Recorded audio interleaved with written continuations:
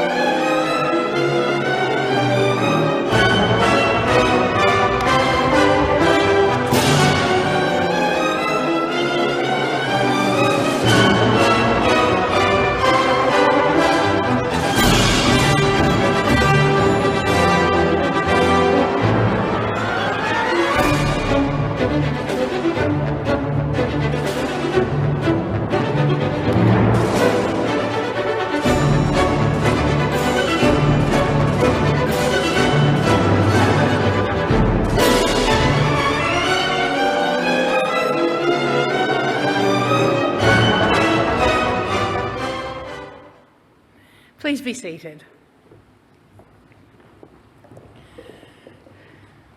My Freudian slip before will probably give you a clue that this is our first in-person graduation in over 2 years.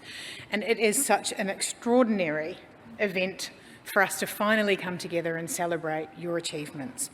So I'd like to commence today's proceedings by welcoming a veritable roster of distinguished guests who have joined us here today to celebrate the achievements of you, our graduands.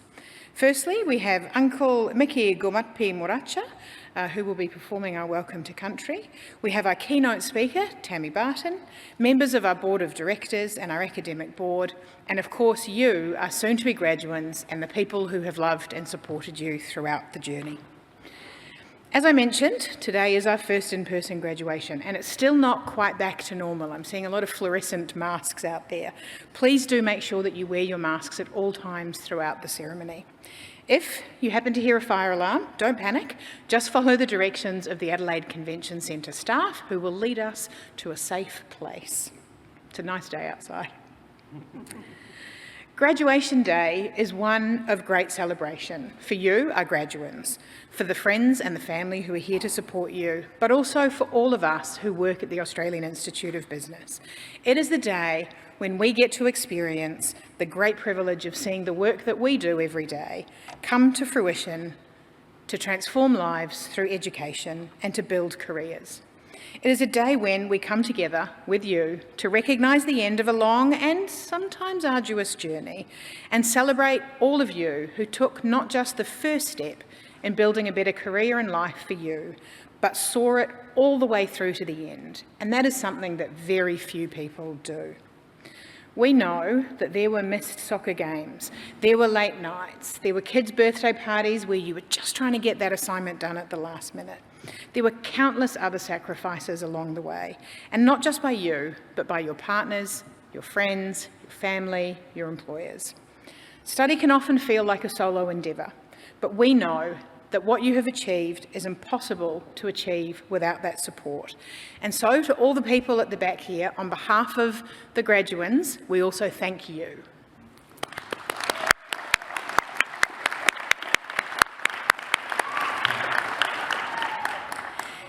Now, I've mentioned celebration a couple of times. Just ask the team, I like to repeat myself. And while today is a serious occasion, it should not be a solemn one. So, for those of you at the front, but also for those of you there at the back, as each person crosses the stage, they will only be in the limelight for a few seconds, after hundreds of hours of work and years of effort. So make some noise, celebrate it. We had a haka in a previous ceremony. Nothing keep your clothes on, but nothing is too much. Really make that moment count. So AIB is a global organisation, but we recognise the traditional custodians of the lands, not just here in Australia, but on the lands on which all of our students study, both here and overseas. And today, we meet on the lands of the Kaurna people, which is the Adelaide Plains. And so I would like to welcome Mickey Gumatpi Maracha O'Brien, or Uncle Mickey, to the stage, who will welcome us to country. Uncle Mickey is a senior Aboriginal man and a descendant of both the Kaurna and Narunga, which is the Yorke Peninsula people, and a passionate advocate for Aboriginal culture, language and history. Welcome, Uncle Mickey.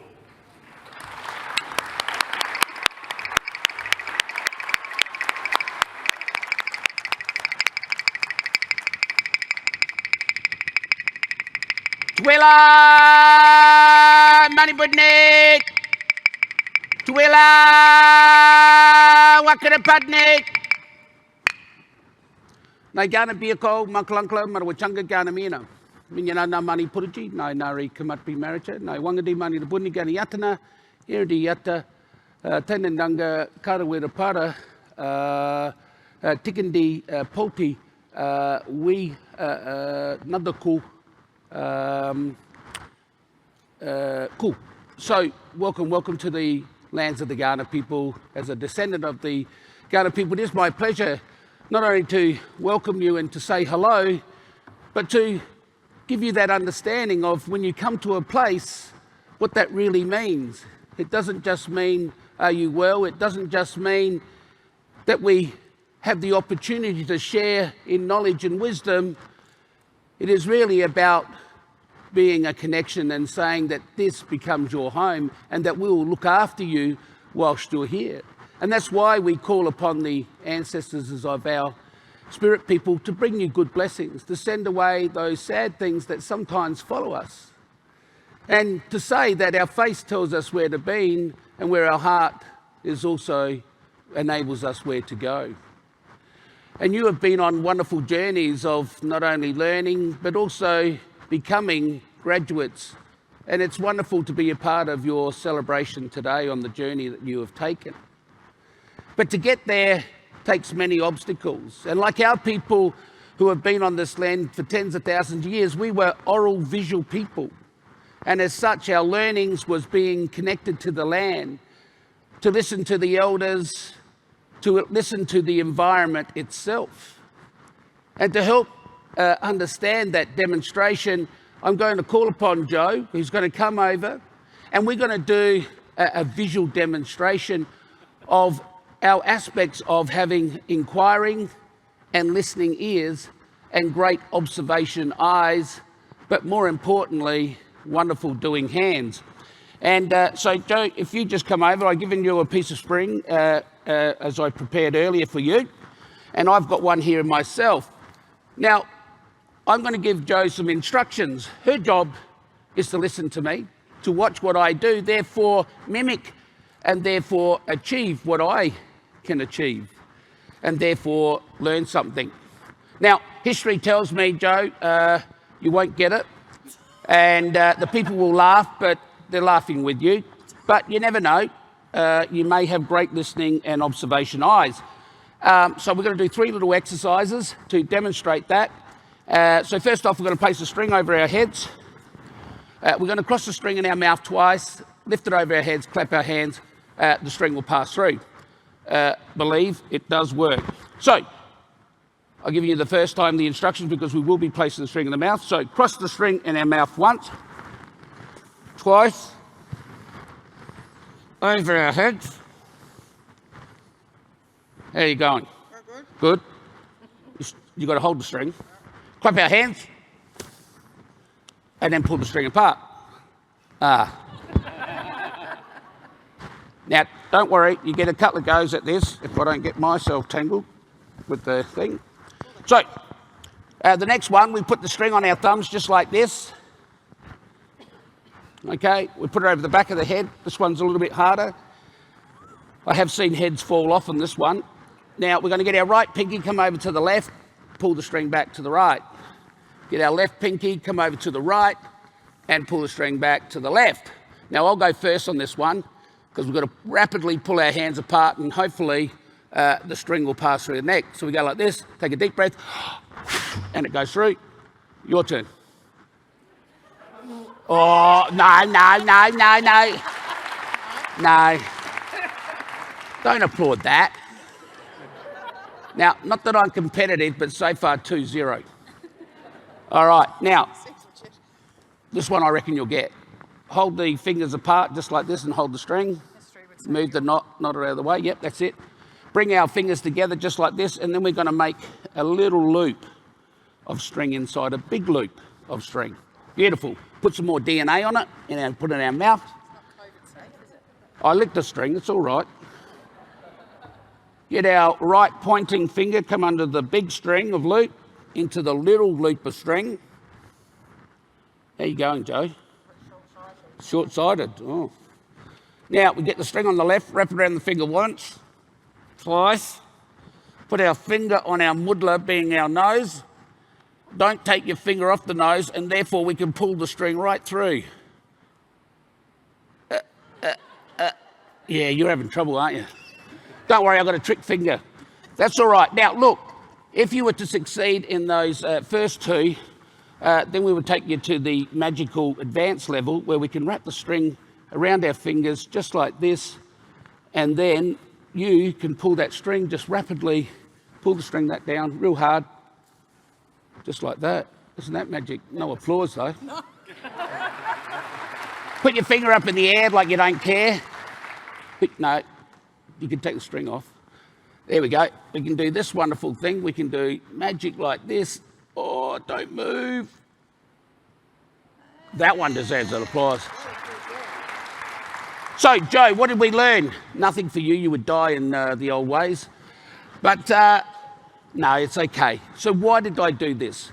Not because I can, but because when we use inquiring ears and observation eyes, we can never be stopped from learning.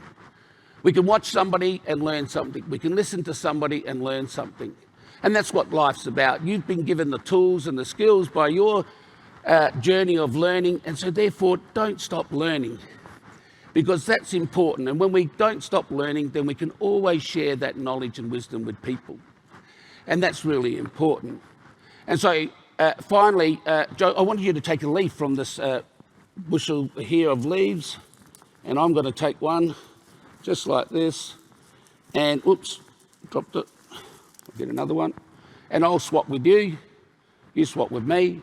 I say these words, Nada Nudlu Kamunka Yarrakumanindi, which says, give me your lunch money because I'm short of change. No, it doesn't say that. It says that today we can give, receive, becoming one. And that's what life's about. You have done this wonderful work in working with the Australian Institute of Business. They've given you the knowledge, you've received that knowledge, you've become one in being with this wonderful institution, and so therefore you've become a part of it. And that's what life's about, is we're all connected, and we do that in different ways, and you've done it today in your educational journey. So I look forward not only to seeing you receive those awards, but for you to continue that journey. So Nachi Yukandaya, Nachi Yakandaya, Padnia do it, saying we are truly brothers and sisters. Continue to walk together, never say goodbye, always say nakada, being see you later, because we can see you the physical, but more importantly, the spiritual, because that's what connects us forever. So nakada, naitaya, thank you.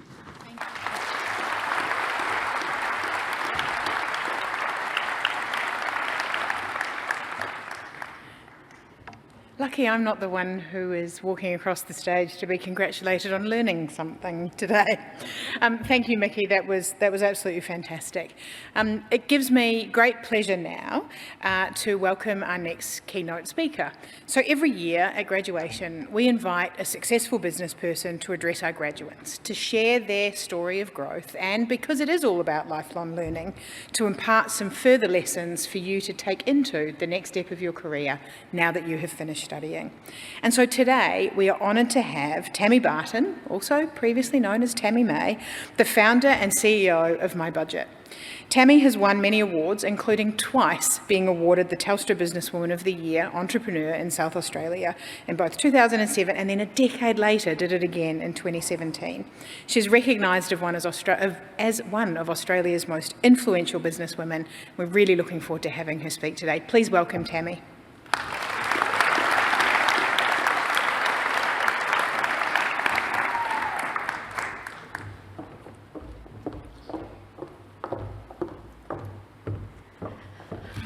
Well, thank you. This is really an honour and a privilege to be speaking here today. I too would like to acknowledge that this is the land that we meet on today is the traditional land for the Kaurna people, and that we respect their spiritual relationship with their country. So as I said, it's an absolute pleasure to be here and to see everyone in their graduation gowns and their caps. It's one of the few times as adults you get to wear capes in public and not look like you're trying to be a football mascot or some sort of superhero. So I hope you're all making the most of it. It's also wonderful to be here in person to witness your investment in learning. As a business owner, an employer, and as someone who's passionate about human potential, I can't understate how important education is. I truly believe that knowledge is power. Investing in yourself and in learning is one of the most important investments you'll make in your life. And I know that for some of you, this degree might be the first time doing formal study. It might be the first time anyone in your family has done any sort of formal study, or let alone got a master's degree or any degree at all. Starting an MBA is commendable in itself, but finishing it, well, that's an incredible accomplishment. Your MBA not only equips you for business, but it proves your tenaciousness and your spirit. It signals that you have the right ingredients for success. Qualities like determination, perseverance, accountability, resilience, and importantly, the pursuit of knowledge. So let's talk about determination for a second. And by that I mean endurance, stamina, and the ability to see something through to the end. Not only did you set your sights high on the goal of an MBA, you achieved it. But I know that most of you were also working, and a lot of you are working full-time, and many of you have partners and children and lots going on in your life. And not to mention, there was this small little thing happening called a pandemic that you had to contend with. And I don't even want to think about what it'd be like working, doing an MBA and homeschooling all at the same time. My hat truly goes off to you. But it all points to incredible tenacity. Personally, I wasn't doing an MBA during COVID, but I was trying to run my budget from home as well as homeschool 3 kids. And at the beginning of COVID, we had to quickly mobilise over 200 people to work from home, which we did in just 3 days. Now, it was, well, let's just say it was intense. If you plotted our path from A to B, it certainly wasn't a straight line. We had people running to Bunnings to buy desks and buy, tables that people could use as desks because they didn't have a desk at home to work on. They couldn't even use their kitchen table. We didn't have enough monitor arms to send people home with monitors, the things that hold the monitor, because they were fixed in our office. We couldn't buy any at Officeworks. There was none available online, so we had to buy guitar stands to sit people's monitors on. It definitely was not a straight line. And there was that messy middle. But it's in that messy middle where you learn things and you grow. And it happens, there's a messy middle when you're making decisions on the fly. But we got there in the end. And given recent unprecedented times, it's possible that your MBA journey was the same. So don't let that messy middle distract from your achievements. Sometimes the messy middle journeys are rewarding. They take us to unexpected places. We discover new things about ourselves. We emerge from the chaos. We eventually get there. We may look like we've had one too many tequilas when we emerge from that chaos. But, we become stronger and better for the experience, unlike when we do have that extra tequila that we shouldn't have. It's a bit like that story of the caterpillar. The caterpillar literally has to liquefy its cocoon to come out as a butterfly. And that's pretty amazing, really. And let's talk about accountability. To me, accountability means taking ownership. No excuses. This is my life, my choices, my actions, and as a direct result, the consequences are mine too, good and bad. None of us can control everything, but we can control how we respond. One of my earliest lessons in accountability was in my teenage years. I grew up as one of 4 kids to parents who were very young. I was the oldest, and my mum was only 16 when she had me. Our family life was also complicated by the fact that my brother Josh was born with Angelman syndrome. Angelman's is a genetic disorder that comes with severe intellectual disabilities. Now, my parents were incredibly patient with my brother Josh, but like most kids, patience was something that I still had to learn. And when it comes to this story, I was 14 or 15, I was still in school, and I'd just gotten a part-time job. As well as giving me some money of my own to play with, it also gave me a sense of independence. It felt exciting to me that I could exchange my money I could exchange my time for money and be able to save up to buy the things that I wanted. It wasn't as if I grew up poor, but there was always a feeling at home that money was tight. You know, there was enough to go around, but really there was none left over. And my dad, he was a builder, which meant we went through periods of feast or famine. And my mum, to be honest, she wasn't that great with money and she wasn't that good with budgeting. And basically it's because she doesn't know how to say no. She's an incredibly kind and generous person. My mum would give her last dollar, Joe, say to you, if Joe needed $1, my mum would give it to her, even if it was her last one. And I can remember numerous times when the power or the phone almost got cut off, or my mum was waiting for the cheque to clear so she could go and do the food shopping. But when you grow up like that, it makes you really mindful about money. I rarely asked my mum to buy me new things, not because she would say no, but because she would say yes, and I knew that we just couldn't afford it. So you can imagine how having some money of my own felt. I knew exactly what I was going to do with it. My first ever pay went towards saving for me to go on my first ever holiday with my uncle and my cousins, a driving trip to Queensland, and it also went towards me buying myself Pantene shampoo and conditioner. Now, I'm not sure if you remember the ads, the Pantene ads from the 90s. In case you missed it or you weren't old enough, Pantene is a supermarket shampoo, but when it launched, it seemed really luxurious and really fancy. Plus, it came with the Pantene promise. It won't happen overnight, but it will happen. And to my teenage mind, it was like the holy grail of hair care. When I brought it home, even just seeing it in the shower, I felt excited. I was just so proud that I had this Pantene shampoo and conditioner. And when the shampoo came out into my hand, it felt like liquid gold to me. And how did my hair look afterwards? Well, to be really honest, no different at all, but that's okay, because remember, it won't happen overnight, but it will happen. I was still learning to be patient. Except there was one little problem, my brother Josh's curiosity. And while I was out, the very next day after I've got this amazing Pantene shampoo and conditioner, Josh also noticed the new bottle in the bathroom. And just like me, he was captivated by this Pantene. And so not only playing with the bottle, he decided he would tip it all out. He squirted the whole lot down the drain, every last drop. And as you can imagine, when I discovered this, I had a range of teenage emotions, but predominantly it was anger. I was so mad. I was so angry at my brother. I was so angry at my mum for letting this happen. But the person I was most angry at was actually myself, because I knew that Josh loves new things, especially sparkly things, and I knew I shouldn't have left the bottles in the shower. And now my mum, she felt really terrible and she felt so bad. And even though I knew she couldn't afford it, she offered me the money to go and buy more. And that's when I realised, no, the person who needed to fix this was me.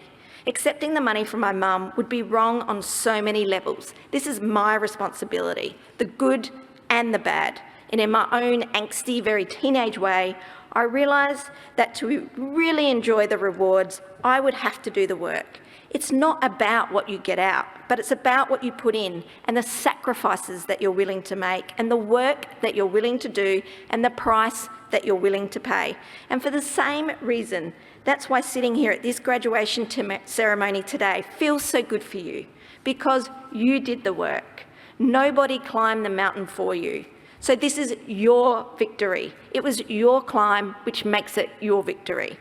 Even if the middle was made messy by COVID and other forces outside of your control, you did this yourself. Even if it took twice as long as it was supposed to, even if it didn't happen overnight, it did happen, right? Just like Pantene. Now, if you take the same approach into your next venture and the one after that and so on, you will be virtually unstoppable. And also keep in mind that this is just the beginning. The seeds of your MBA education are still taking root. The benefits are going to keep growing and blossoming and bearing fruit over the coming months, years and decades. And as we learn new things, we open our eyes and mind to new ideas and further horizons and begin to see different possibilities, not only for ourselves, but for the world around us. And much like the caterpillar emerging from its cocoon as a butterfly, you are about to take flight.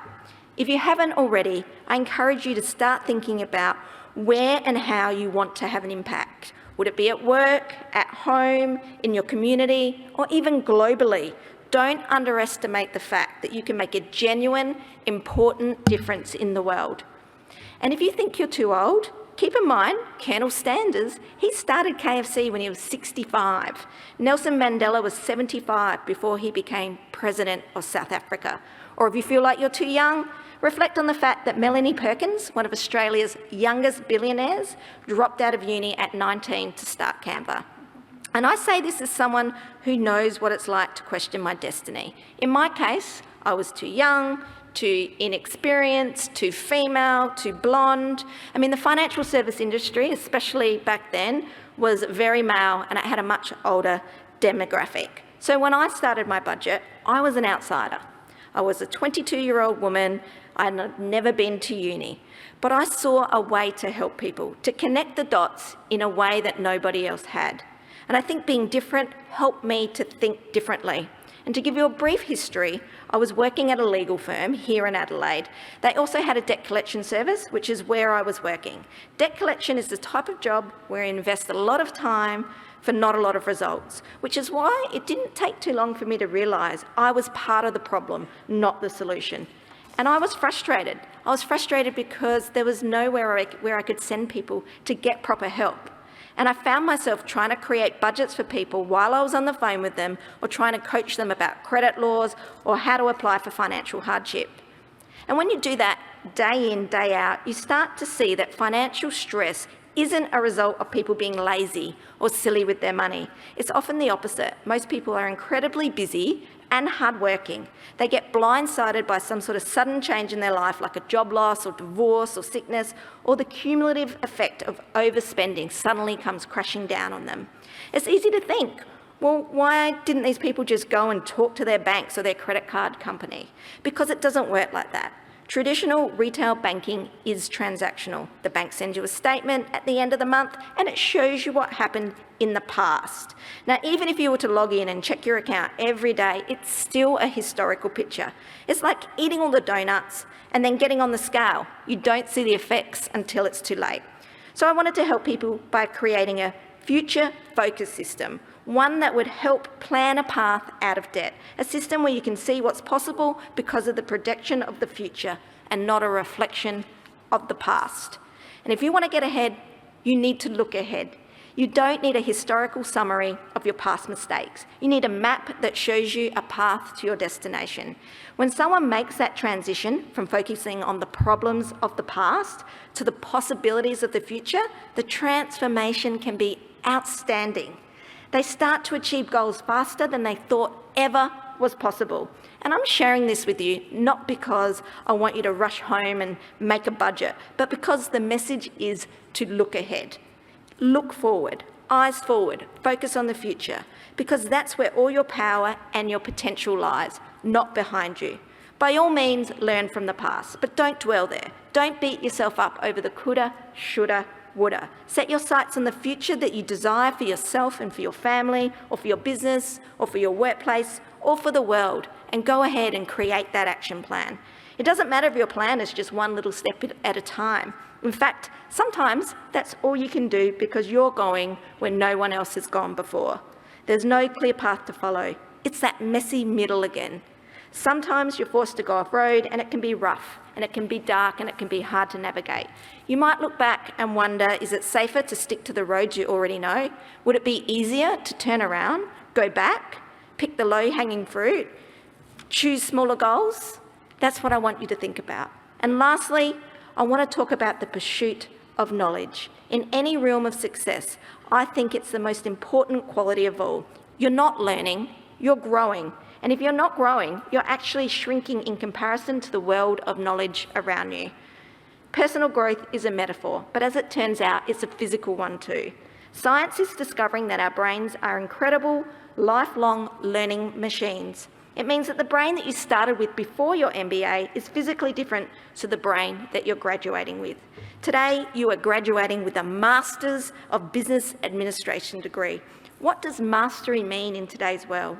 It means that you've dived deep, you've immersed yourself, and more importantly, it signals that your knowledge has also come from experience. It doesn't just come from books. It comes from practical experience, trial and error, success and failure. It's that messy middle. But most important of all is the idea that the path to mastery, whether that mastering a skill or a craft or a technique or a profession, it's actually the fact that you've mastered oneself. Now, by finishing your MBA, you not only overcame all the assessment challenges, you not only overcame work and family pressures and a pandemic, but you overcame the biggest obstacle of yourself, of all, and that is yourself. And that's why you get to wear the cape today. You've earned superhero status. And even though you have to give the cape back, you get to keep all the qualities it represents. They are yours for life. So congratulations on your new wings, and thank you for inviting me to witness your emergence into a world of limitless possibilities and transformation. Thank you.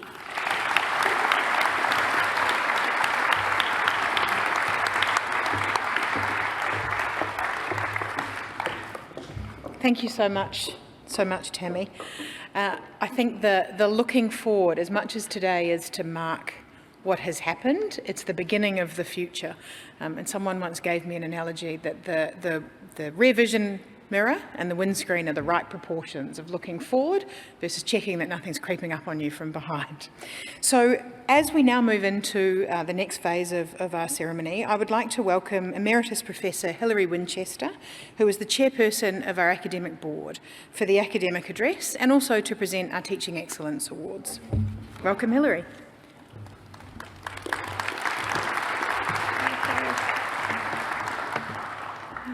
Thank you, Jo. Thank you for that lovely welcome and a couple of really inspirational speeches to start us off.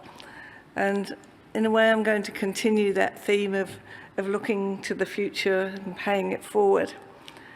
So we get to wear our capes in public. Okay, I'll do it well. When I first wore this cape in Australia, I don't know if you can tell, but I came from England. It was in Newcastle, and it was actually at one of those school graduation events. And there were lots of tiny little kids as well, because it was a school that went right from K to 12. And one of them said, quite loudly, "She must be a Knights supporter."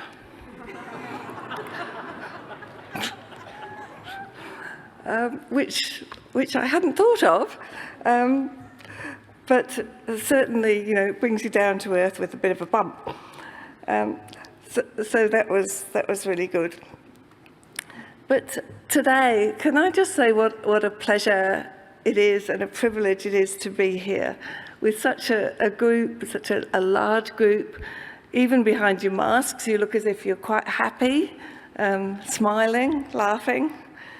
Clearly a group of people who've accomplished the goal that you set out to achieve and got your qualification.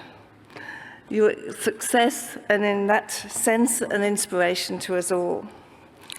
And this is a day for celebration. The speeches can be terribly serious, but, celebrate the end of this study journey. study is like a journey. It can be exciting. You can get to some unknowns. You can get to some obstacles. Sometimes it's puzzling or tiring, maybe downright difficult. But today, you deserve to celebrate. And you need to take all those people who are there with us today out for a nice dinner or something of that sort tonight. Perhaps not too much tequila. Also, I'd like to remind you that today you're part of a graduation tradition that's been going on for centuries. The university I went to is about 1,000 years old. So in many countries, across many cultures, you're becoming part of a bigger, wider group. You add a qualification to your name, you can put letters after it, and you can wear a cape. So, well, what I'd also like to do is to extend the congratulations, not just to you who have achieved, but to your families and the people who've supported you.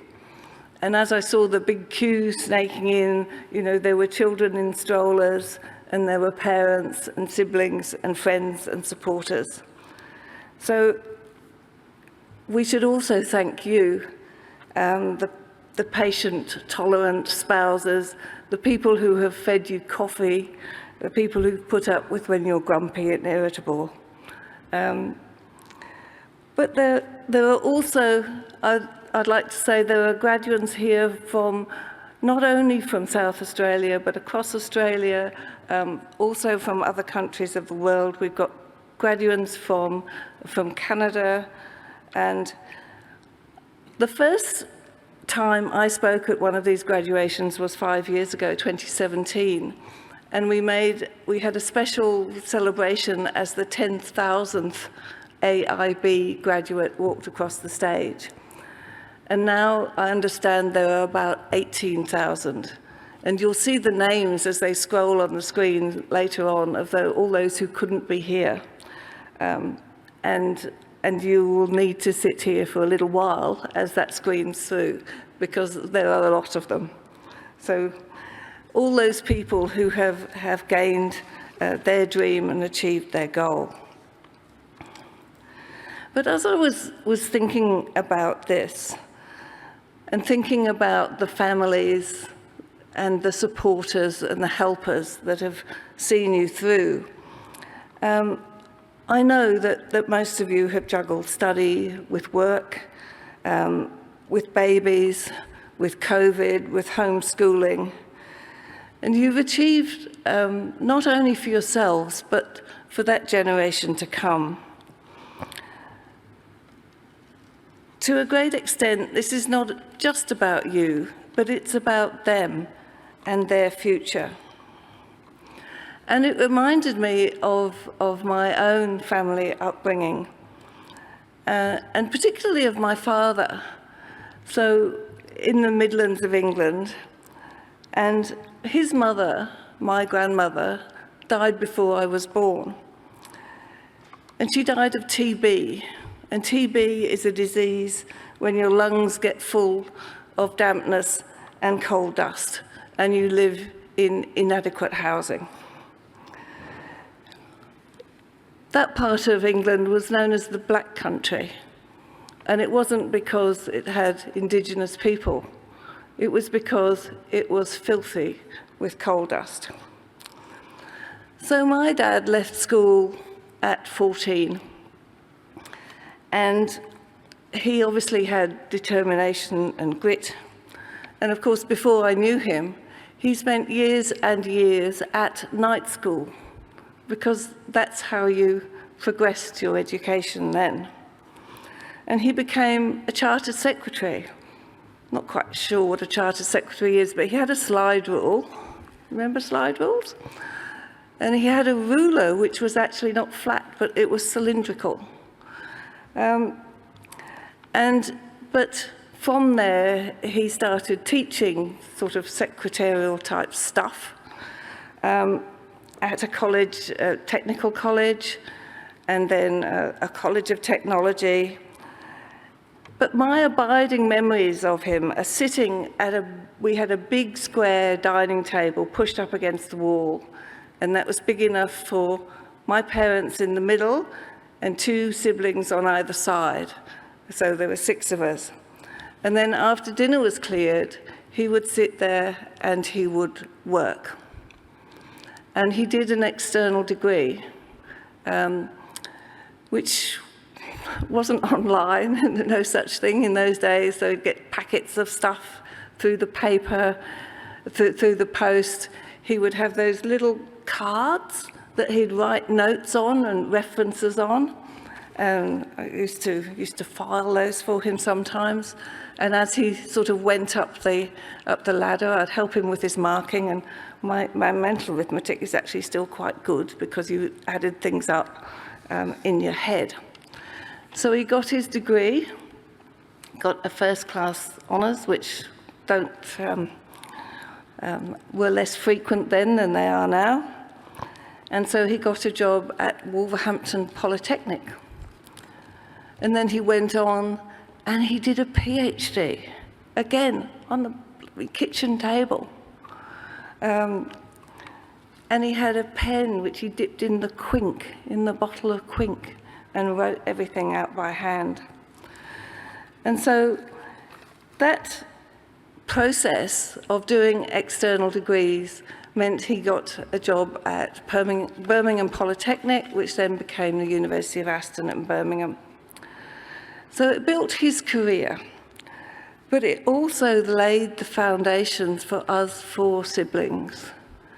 So for me, I had the luxury of finishing school, going to university at 17, having the full on-campus experience, you know, playing hockey for my college, all those sorts of things, which he never had, but because he had done it and built his career, he had built it for his family. And so his lasting, if you like, his lasting impression was that he did it not for himself, but he paid it forward. And I think when I see the children in strollers here, that to some extent that is what you all can do, and to some extent must do. So in building your own career, you're helping your family and helping make the world a better place. This morning in the graduation, a daughter and a father went across this stage, one after the other, both with their MBA.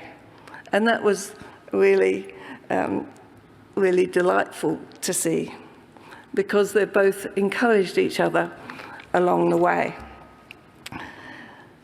So I'd ask you to really make the most of the opportunity that you've already seized with both hands, and to make sure that we make the world a better place. So pay it forward. And now, just before we start our actual conferral of degrees, I'd like to congratulate 3 of our wonderful teaching staff who have gained Teaching Excellence Awards this year. And they are, please congratulate them too. There's Bora Keza, Prajit Deb, and unfortunately someone who couldn't be here with us today because of COVID, Mahan Hossein Zedava. So, thank you very much. Thanks.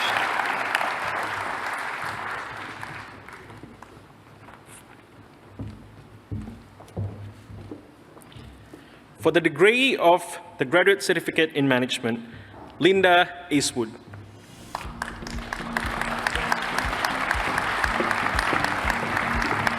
Ellie Millard.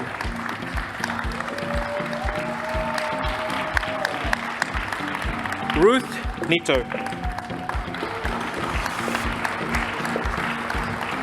For the degree of Master of Business Administration, Loiva Iono. Courtney Anderson.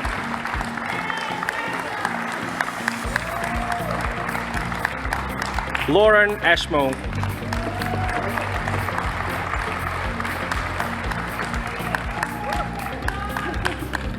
Wasma Azizi.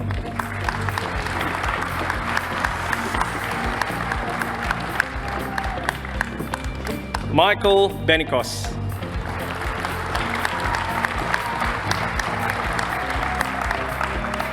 Aaron Biaggi.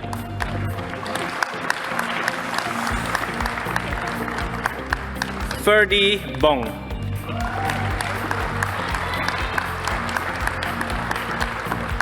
Sean Brighton. Laura Brooks.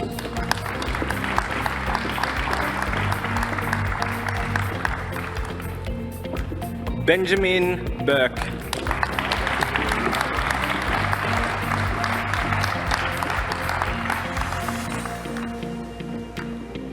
Fernanda Campos.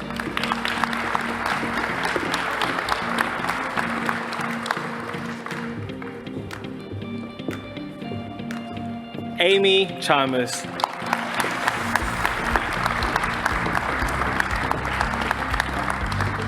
Kane Chappelle.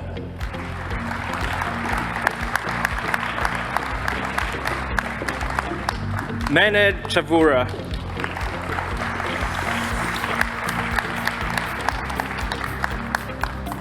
Robbie Chibawe.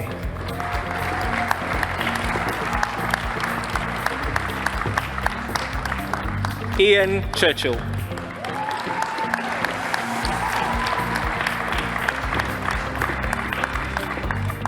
Sondra Clifford. Saffron Kosh.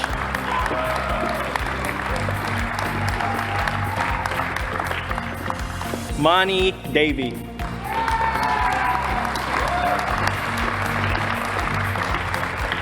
Lindsay Dixon.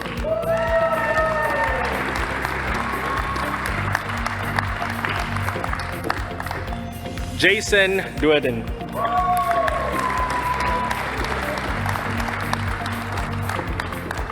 Naomi Ifey. Cameron Exley.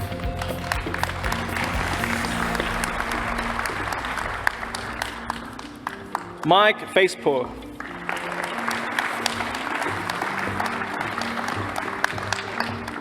Anton Fernando Pool.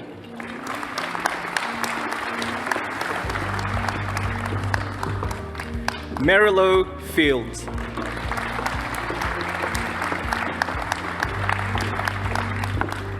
Catherine Floros. Chol Guy.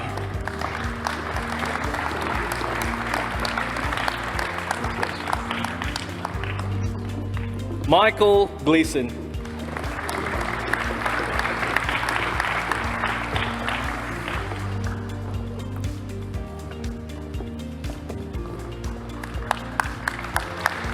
Michael Godwin.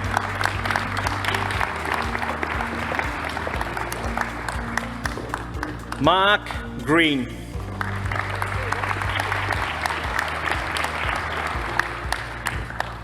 Benjamin Grubb. Orash Habibi Hosarni.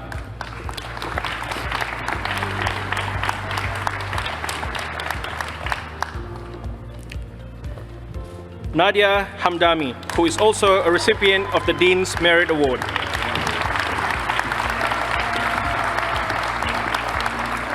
Timothy Harbridge.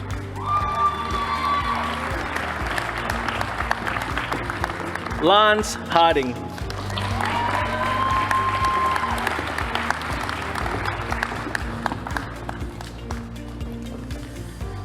Lydia Harding, who is also a recipient of the Dean's Merit Award.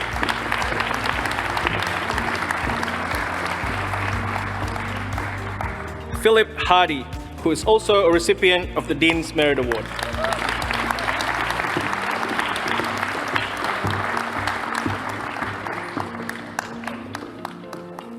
Annette Hefferman, who is also a recipient of the Dean's Merit Award.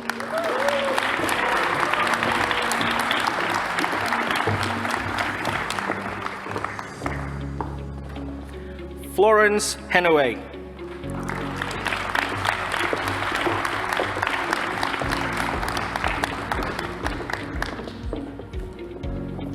Sheila Howe.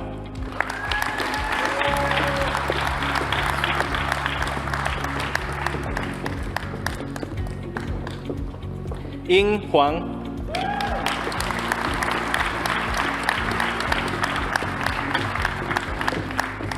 Yvonne Jani, who is also a recipient of the Dean's Merit Award.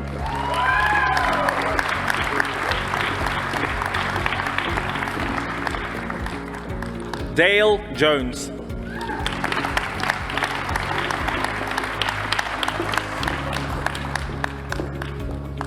Jeans Jose.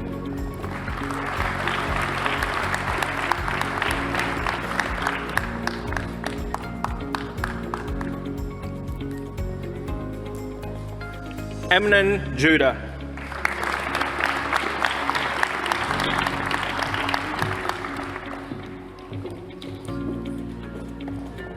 Christy Lawson.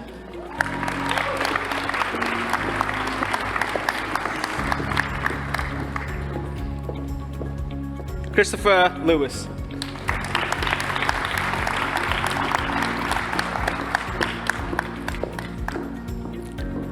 Ning Michael Lee.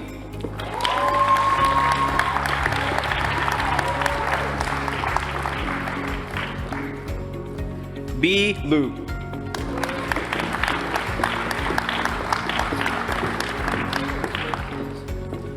Wilson Madit Quick.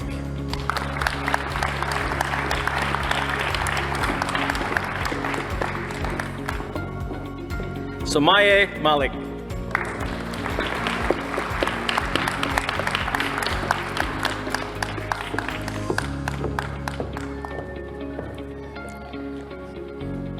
Dwayne Marinucci.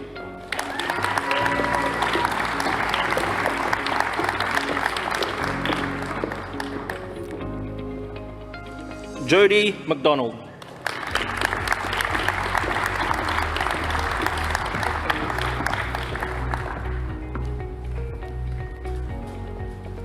Trent McDougall, who's also a recipient of the Dean's Merit Award.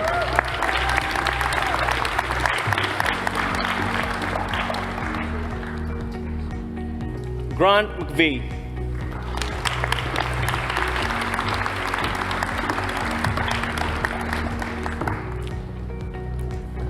Rosemary Michael.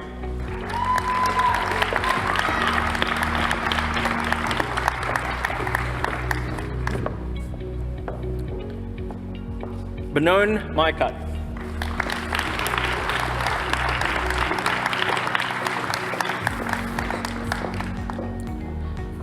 Thomas Mieni. Sir Minas.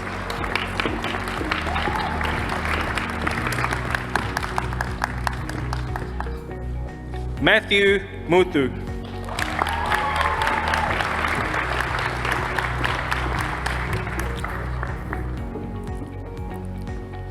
Philip Morrissey.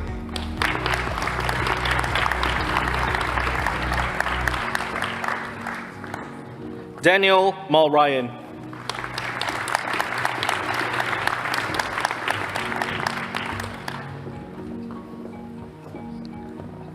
Richard Munoz, who's also a recipient of the Dean's Merit Award.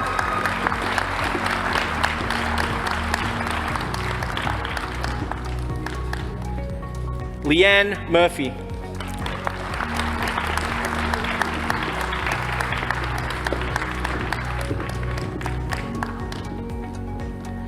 Dinamuni Naidu.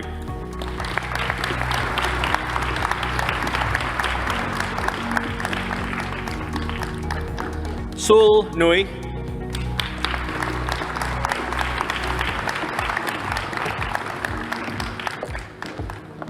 Duk Tan Nguyen.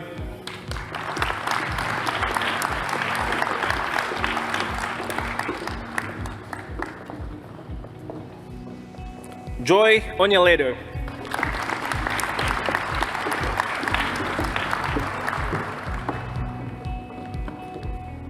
Sila Ozal.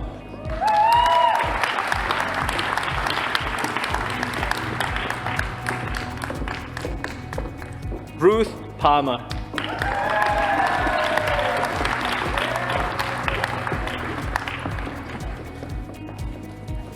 Raymond Parker.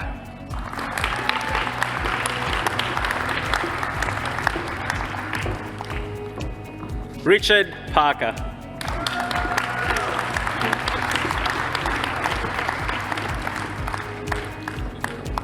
Clinton Paul.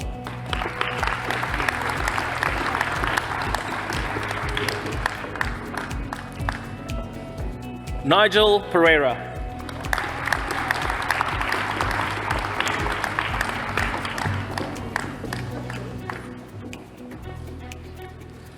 Rebecca Pierce.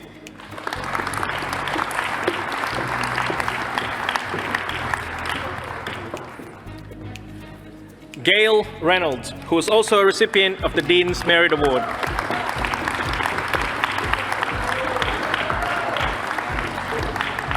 Dale Rawl.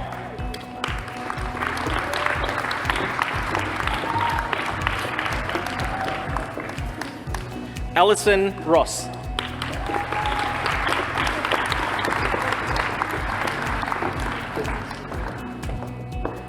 Marcel Rossetto, who's also a recipient of the Dean's Merit Award.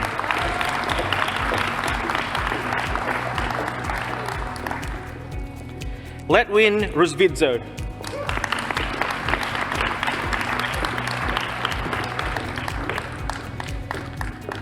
Joel Scott.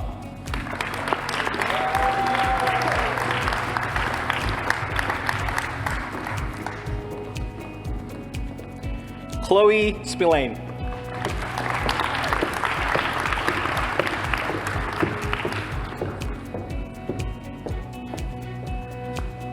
Jessica Stapleton, who is also a recipient of the Dean's Merit Award.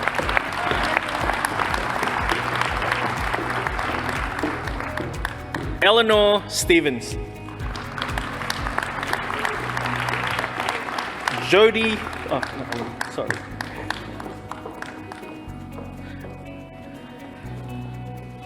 Jody Summer.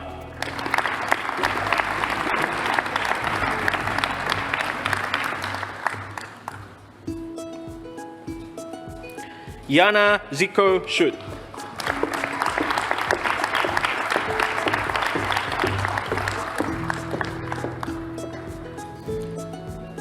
Paul Taylor.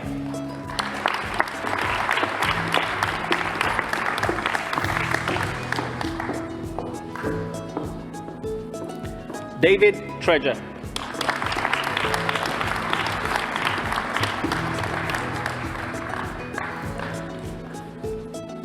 Verna Tukuafu. Nicola Turner.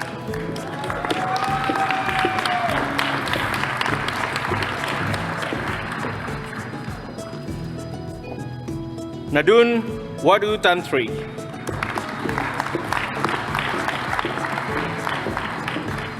Steve Werpo.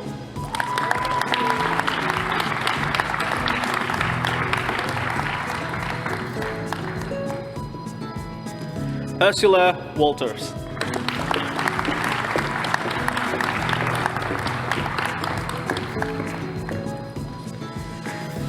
Darren Wathan.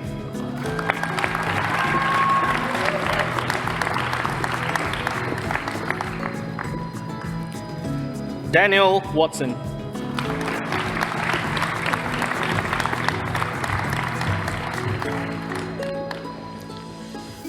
Jason Webster, who is also a recipient of the Dean's Merit Award.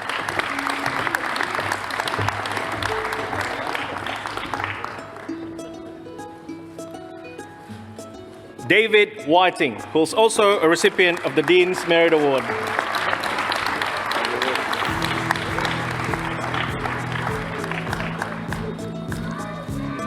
David Williams.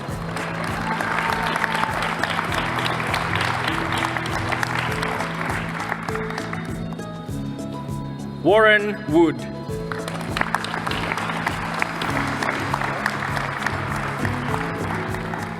Tanya Woodall Ryan.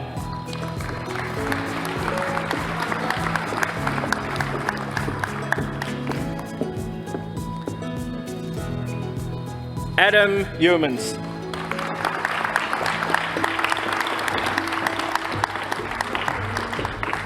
For the degree of Master of Business Administration, Entrepreneurial Management, Penelope Hewson.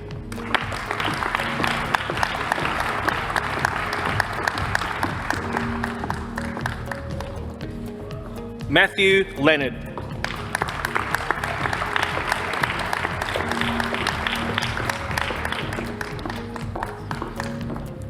Gibran Maher.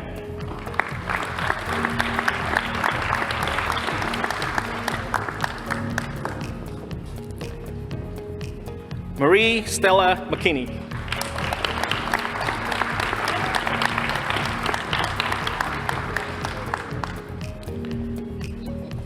Francis Miguel.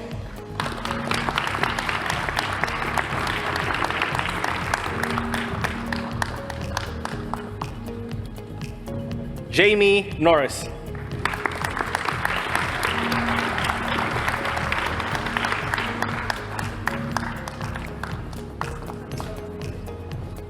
Brendan Roberts.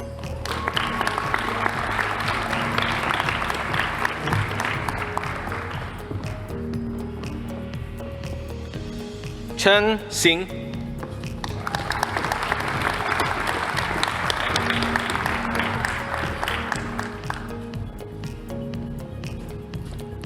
Chi Fung Yung.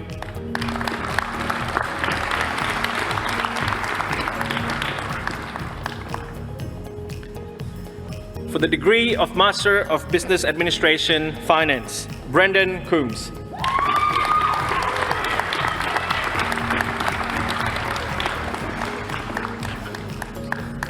Matthew Frendo.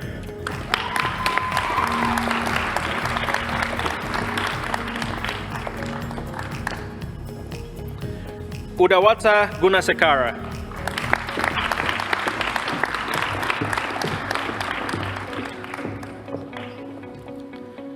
Felipe Ramos.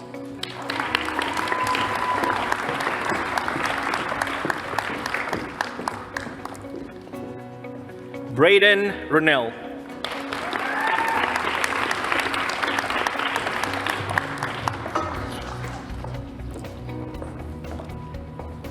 Matthew Scraven, who's also a recipient of the Dean's Merit Award.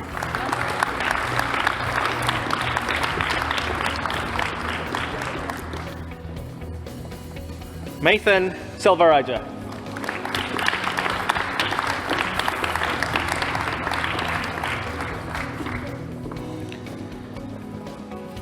Joyce Van Bokhoven.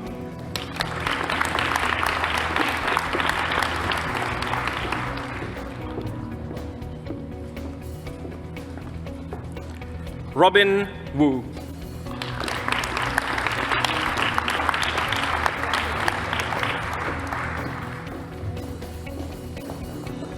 Benjamin Zachariah.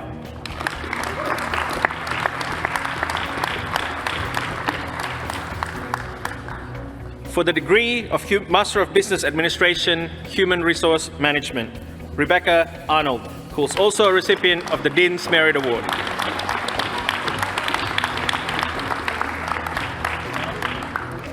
Gary Cox.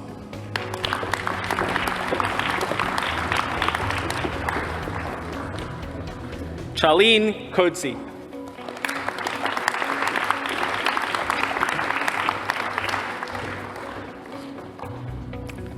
Titilia Hafiz.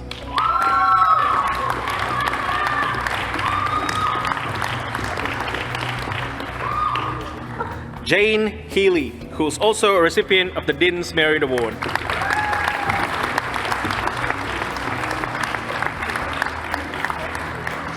Kelly Hickey.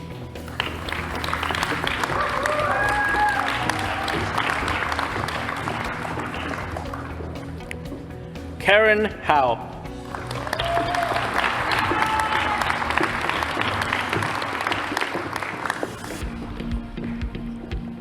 Maria Lawson.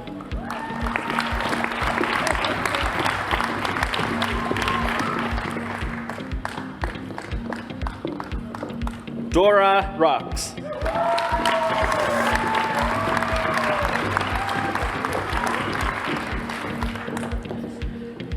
For the degree of Master of Business Administration, Logistics and Supply Chain Management, Jason Auger, who is also a recipient of the Dean's Merit Award.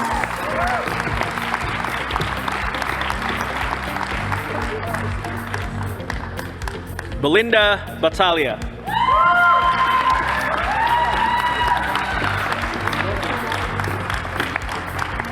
Chen Wei Chien.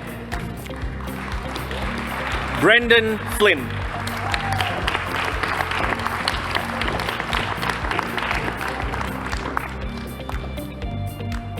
Michelle Lynch.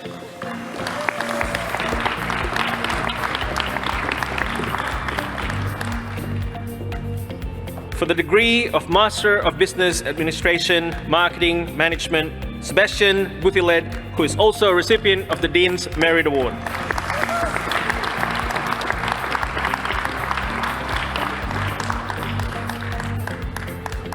Denise Edwards, who is also a recipient of the Dean's Merit Award.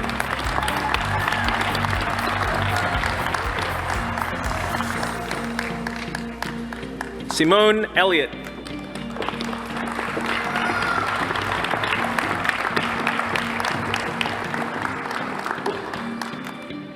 Kelly Kingston.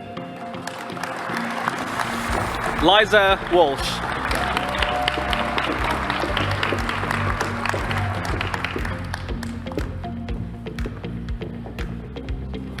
Shermay Zhao.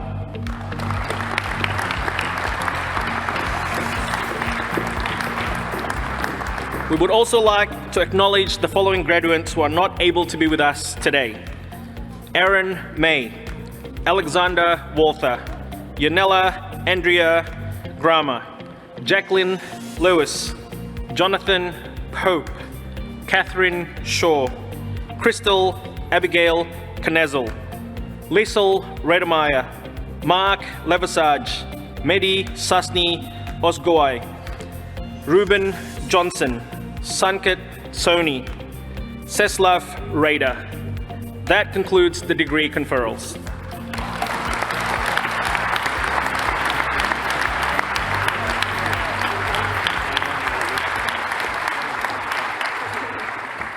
Thank you so much to Hilary and Mulyadi for conferring the awards, and a huge congratulations, another round of applause to our newly minted graduates.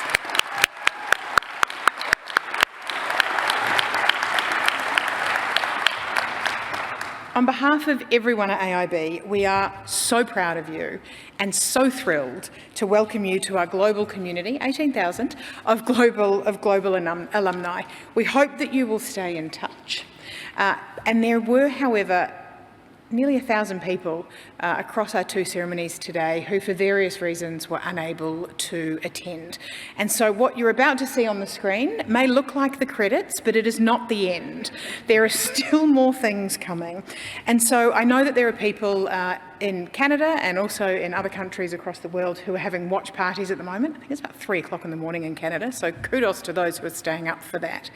And so I would like to acknowledge those who I know are watching us online. We have Gail McNeil, Sean Widmark, Thomas Sandrin, who has a watch party with Amanda Joy Pineda, Enas Adozi, Victoria Jung, Janet Madun, Kramatullah Baig and Susan Ennis. And we also have Brent Lee watching, so we're really glad to have them join us. And about 4 minutes, there'll be some uplifting music, but please do, if you see names you know, applaud. And it is a huge honour to congratulate everyone, including those who weren't here today.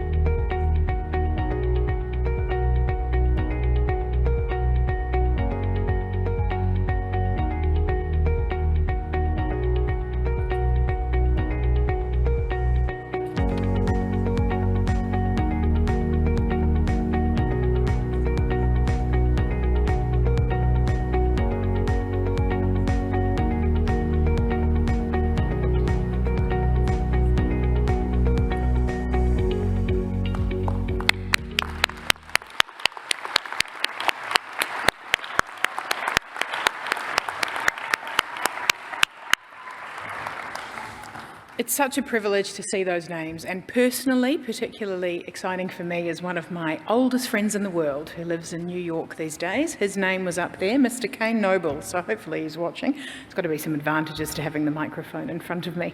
So what I would now like to do is to welcome Professor Ingrid Day, who is our Academic Dean, to present the Valedictorian Awards.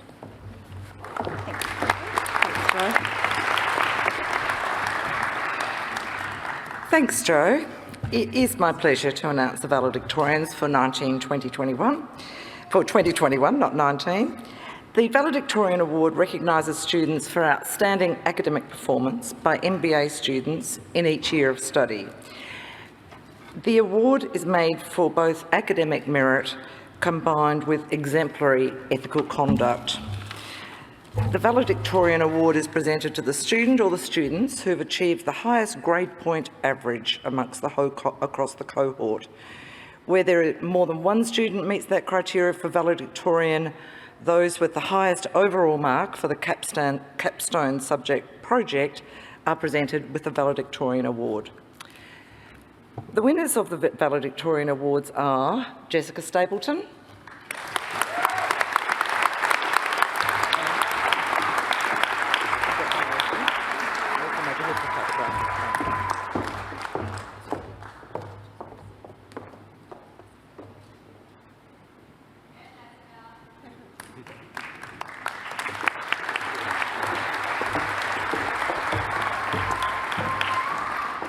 and our next valedictorian, Matthew Shraven.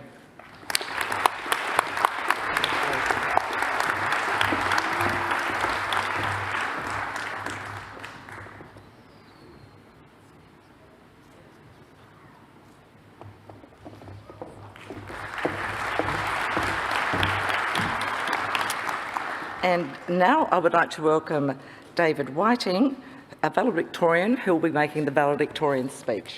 Thank you.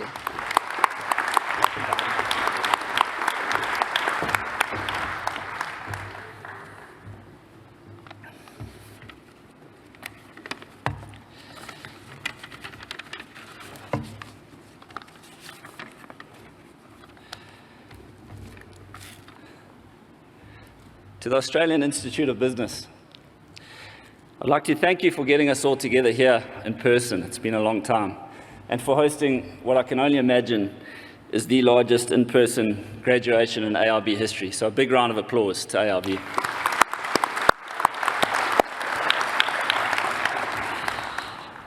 When I was told I had received the Valedictorian Award and I'd have the honour of speaking to my fellow alumni today, the 1st of April, I was understandably suspicious. You see, for many years, I've been proudly responsible for an array of April Fool's Day jokes, many at the expense of my sister, and I feared that this was her opportunity at revenge on a scale that would exceed all my previous efforts. Thankfully, I have reliable intel that this is indeed a coincidence, and I'm extremely grateful and humbled to be speaking to and on behalf of 14 cohorts covering close on 2,000 graduates. When we started our journey, we were challenged to reflect. Reflection became such a key part of our studies, and I thought today it would be appropriate to take a look back on that journey that's brought us all together here today. So, welcome to Orientation Week. I'd like to introduce you to your new best friend. His name is referencing Harvard style. Here is a 60-page document that will define in absolute detail how badly you have been writing for the last 10 years. Please up your game. And remember, Big Brother is watching you, or should I say, Turnitin is generating your similarity report. You are now ready. Let's go. Step 1, leadership. What is the difference between a leader and a manager? Authentic, situational, servant, transformational. Who are you as a leader? What have you learned about yourself and your perceptions on leadership? What are your goals? Things are deep. The journey has begun. The brain is engaged on a level like never before, and life has become a battle of self-doubt and determination. Who will win? Step 2, marketing. Already? Surely not. 5 Ps, 4 Cs, segmentation, brand image, 30 elements of consumer value, market persona, marketing mix. And just like that, your first comprehensive marketing plan. 2 down, 10 to go. Step 3 and 4, operations management and corporate governance. Hayes and Wheelwright diagonals, important performance matrices, sand cone models, and your first nervous presentation on an operational improvement idea, revision 563. Sarbanes-Oxley Act, SEC, board diversity, corporate social responsibility, Form 10K, annual reports. Yes, these annual reports are over 200 pages long. Caffeine, please, financial risk, non-financial risk, more caffeine, excessive and copious amounts of coffee, and corporate governance is in the bag. In the post, a certificate for your efforts. Well, I guess you worked hard enough, but self-doubt is still there. Can you really do this? Can you keep going? Should you perhaps put the studies on hold? Is all the sacrifice really worth the effort? Determination kicks in. Let's keep pushing on. Let's get halfway across the proverbial dam. But just like that, oh dear, step 5, financial management. You really should have read the warnings on the side of the tin. Hieroglyphics, let me be specific. It's time to get down in those balance sheets. Capital budgeting, dividend policy, liquidity management, net present value, IRR, discounted payback, current ratio, all resulting in your own excessive alcoholic debt ratio.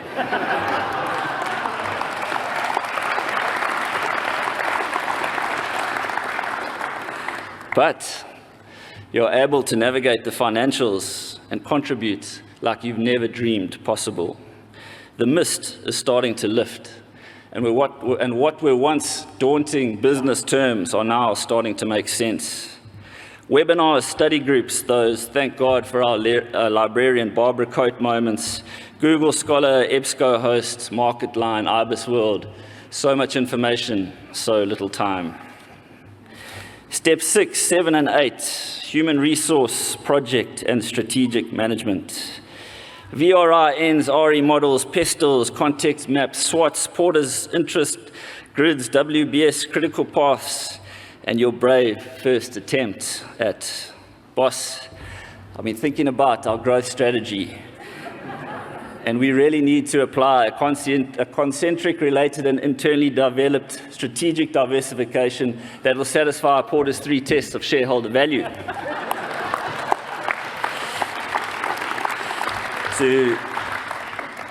Yes, Dave, we all know you're doing your MBA, but around here, we still speak English.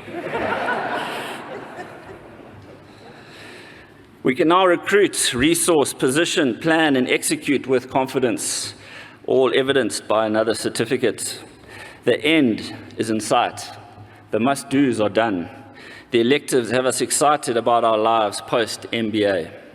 We split up. We follow our own unique paths, continuing to push ourselves and to refine our skills.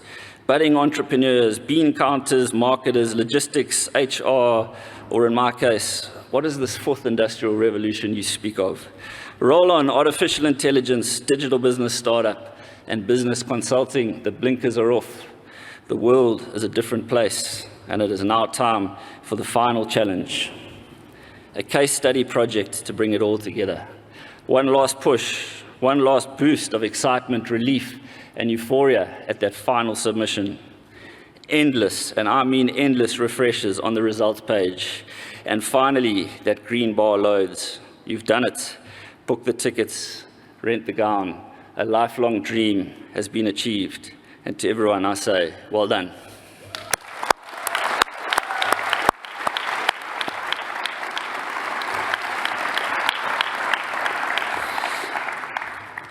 Well done for having the courage and conviction to see it through in your own unique way. For continuing when the road got tough. For adjusting when the whole world went crazy. And for enduring when those finish lines just seemed so far away. I've been asked a lot recently about my advice for study, and I boil it down to one single most important element. Like any boxer in a ring, you cannot be successful without a powerful support corner. Those important people who pick you up and dust you off when you've been knocked down, who celebrate when you're on top, and who treat your goal as if it were their own, sticking through you through thick and thin. The husband, the wife, the partner, the family, the friend. You deserve just as much credit as all of us here today. So to all of you, we pass on our sincere thanks.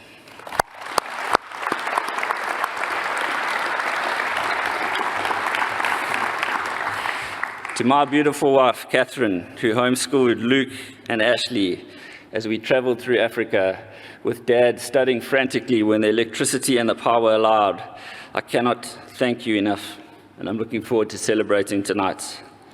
I do promise you, I will not let Joe convince me to study again and do the doctorate.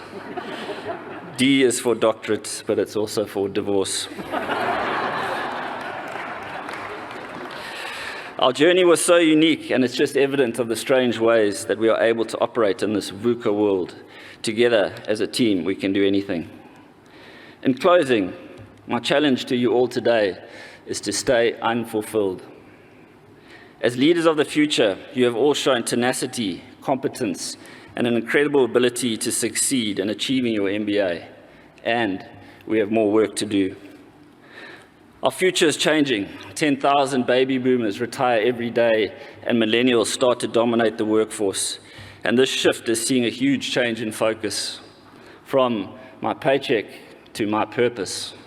From my job satisfaction to my development. From my boss to my coach. From an obsession with finding and fixing people's weaknesses to appreciating our unique talents and growing them into strengths. And finally, from my job to my life. We are all part of this important shift. So let's continue to dream big, laugh more, set goals, and work towards the greater good of our society so that we can inspire and lead a greater future. Thank you.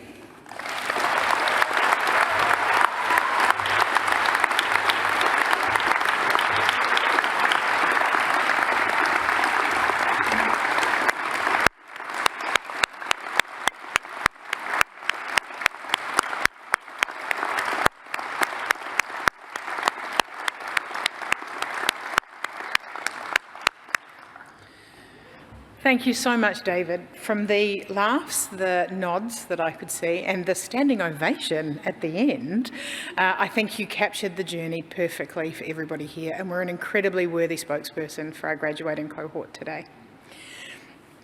I would also like to congratulate all of the valedictorians. To achieve graduation is one thing, to achieve a GPA that you have achieved is something truly extraordinary. We are very close to nearing the end of the ceremony today, but before we do, I would like to read out a letter that our founder, the Emeritus Professor Salva Abraham, has written. He is unable to attend today. It's his 77th birthday, so when I read the bit that says, it's not that I'm 77, just you'll know when we get there. And he has asked me to share this message with all of you as you have graduated today. Dear graduands, warmest congratulations to all of you for having completed your studies. Your journey to arrive at this point would have been challenging, as you would have had to find time to study while coping with the demands of your family, employment, social needs, and of course, that little thing called the pandemic. Whilst you have learned to apply in the workplace the knowledge that you have gained from AIB, now is the time for you to look for new learning opportunities for your further growth. As you start exploring this new journey of learning and change, I would encourage you to spend some time to reflect on your strengths and weaknesses in the context of the ever-changing environment, and to try and match your strengths with the opportunities available. You would be familiar with this process, having covered it in your studies in the context of your workplace. Here, I am proposing that you use the same process for your own professional development and lifelong learning. Peter Senge says, through learning, we recreate ourselves. Through learning, we become able to do something that we were never able to do. I am a firm believer in the power of learning for change. After all, learning and living cannot be separated. In my case, for example, after stepping down as chairman of AIB in 2015, I recreated myself and developed a global centre for work-applied learning, which empowers individuals, teams and organisations to recreate and change. Today, I have turned 77. If I can keep going at this age, I don't see why you can't do so as well. I would like to end by sharing Albert Einstein's words, which capture my message to you today. Learn from yesterday, live for today, and hope for tomorrow. The important thing is not to stop questioning. And to this, I would add, and continue learning and recreating yourself for the future. And on behalf of us all at AIB, happy birthday. So that will be sent out to everybody. So finally, on behalf of all of us here today, a huge thank you to Tammy, to Uncle Mickey, lost my screen, and a particularly heartfelt thank you from me to all of the staff and faculty at AIB. It is a huge privilege for me to lead the Australian Institute of Business and to work with a team that dedicate themselves every day to doing the work that ultimately leads us to be able to transform lives and careers and the futures of our graduands. I couldn't be more grateful to them and I couldn't be prouder of them. I'm sure you can imagine that an event like today takes a little bit of organisation. And so I would also like to take this opportunity to thank everyone who made it happen, but in particular, the 4 who spent a huge amount of time pulling that together. Fiona, Christy, Annalise and Alicia, thank you.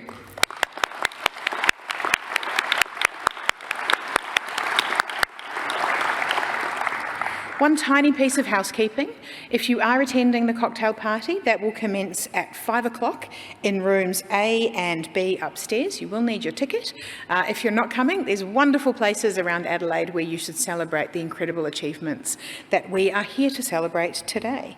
Finally, I would like to thank everyone for coming, whether you have come from down the road, interstate or overseas, especially those who have travelled a long way. It's a huge commitment and a little bit like dodgeball at the moment, trying to get through the restrictions.